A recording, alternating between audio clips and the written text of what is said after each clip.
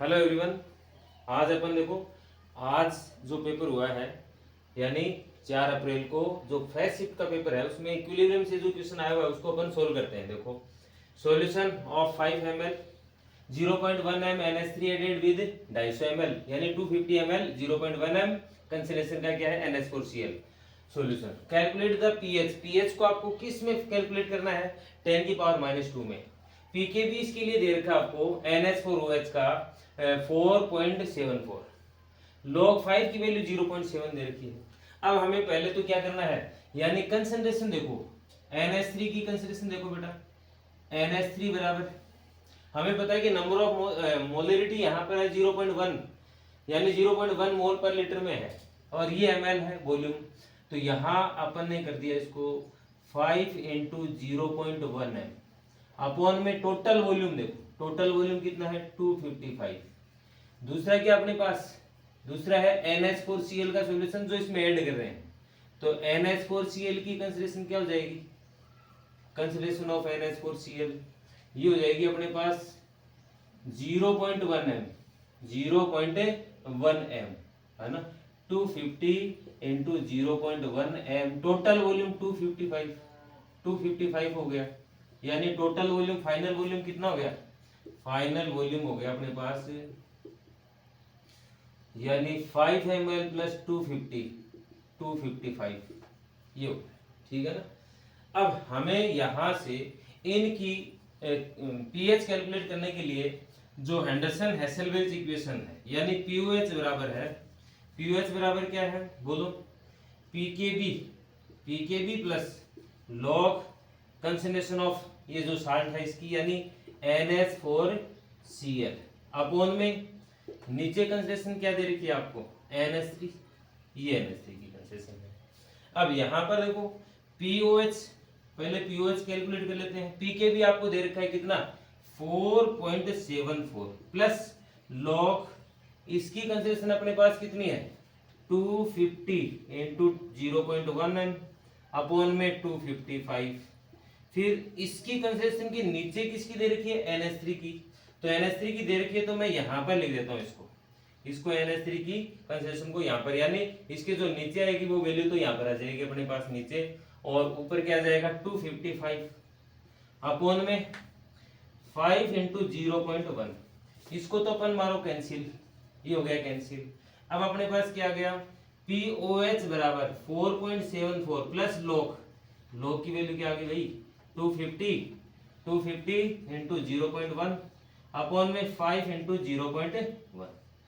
इससे अपन कैलकुलेट करते हैं तो इसकी जो कैलकुलेशन आती है, इसकी कैलकुलेशन में पीओएच की वैल्यू जो आती है वो देखो आप, पीओएच वैल्यू ये आ जाएगी पीओएच बराबर 4.74 प्लस यहाँ लोग की वैल्यू जो आ रही है इसको तो मारो कैंसिल है ना, ये कितना 5 और 50 टाइम गया, तो यहाँ लॉग क्या आ गया अपने पास 50 और 5 की हमें पता है कि लॉग की वैल्यू दे रखी है अपने 0.7, तो ये अपने पास क्या आ गया, यानी पीओएच अपने पास क्या आ गया, पीओएच आ गया अपने पास 7 यानी सॉरी 7 कैसे आएगा, 7 नहीं आएगा देखो यहाँ पर, यानी यहाँ पी लॉग प्लस लॉग यहाँ कर देता हूँ log 5 ×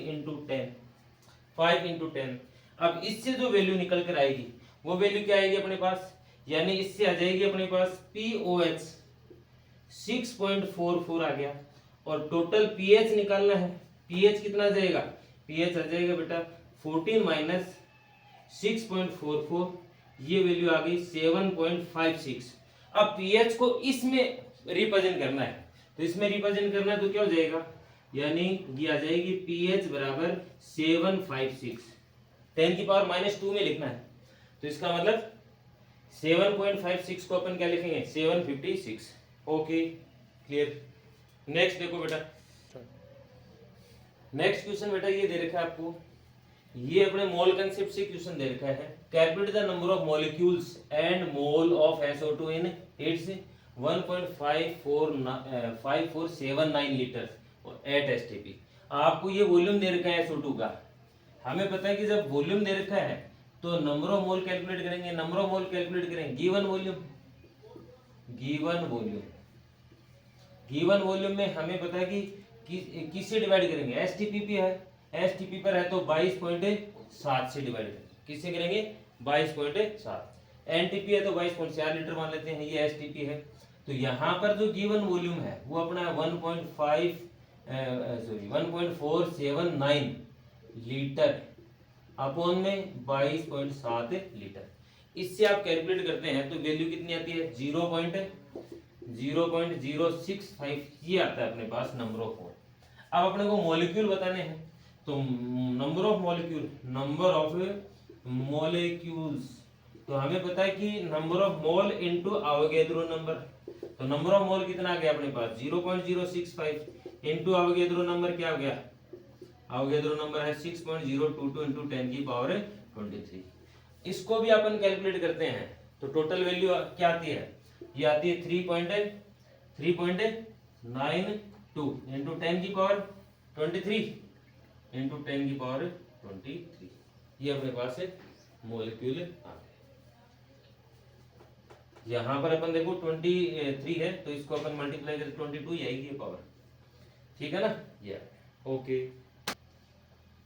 नेक्स्ट देखो बेटा ये क्वेश्चन है, तो ये क्वेश्चन अपने जो गैसियस फेज है या गैसियस स्टेट है उससे ये क्वेश्चन आता है, जिसमें आइडियल गैस है उसको प्लेस कर रखा है कंटेनर में और उसके लिए P1 V1 T1 है, यानी प्रेशर वॉल्यूम और टेम्परेचर है जिनको अपन P1 V1 T1 बोल सकते हैं। एंड अनदर आइडियल गैस, एक अदर जो आइडियल गैस है उसको एक डिफरेंट कंटेनर है जिसमें प्रेशर वॉल्यूम और टेम्परेचर है वो P2 V2 T2 है, आर मिक्स्ड एट फाइनल, और उसको अपन क्या करते हैं mixed at final pressure P, और सभी को मिक्स करने पर final pressure P and final volume V।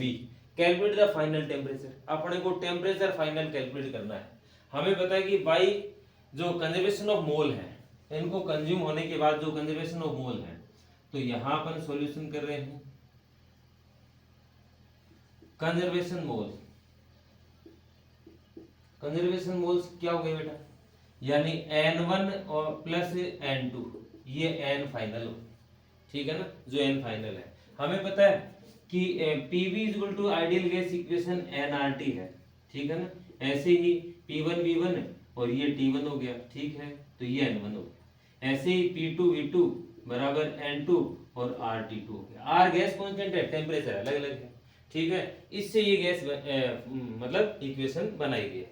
उसके बाद देखो हमें पता है गैस इक्वेशन से अपन बनाएंगे तो यहां पर आ जाएगा P1 V1 अपॉन में RT1 प्लस, यानी मिक्स्ड किया आपने, यहाँ क्या आ जाएगा P2 V2 अपॉन में RT2 is equals to final क्या आ जाएगा बोलो PV अपॉन में RT फाइनल, ये आ गया अपने पास।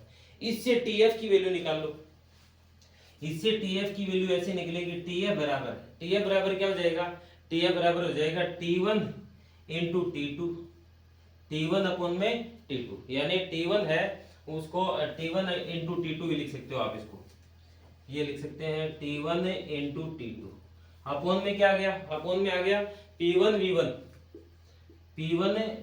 V1 और T2, इसके साथ T2 है, ठीक है। अब इसके साथ क्या है P2 V2 T1 है, यानी P2 V2 और T1 है, ये अपने पास आ गया TF, और लास्ट में ये जो PV है यहाँ मल्टीप्लाई के रूप में आ जाएगा P, जिसको अपन ऐसे ही लिख सकते हैं डॉट फॉर्म में भी लिख सकते हैं। तो TF फाइनल ऐसे लिखा जाएगा, बस ये लिखना ही बताया था कि TF फाइनल कैसे निकलेगा, ये एक फॉर्मूला ही पूछा था आपसे, ये कंडीशन देकर, ठीक है बेटा, ओके।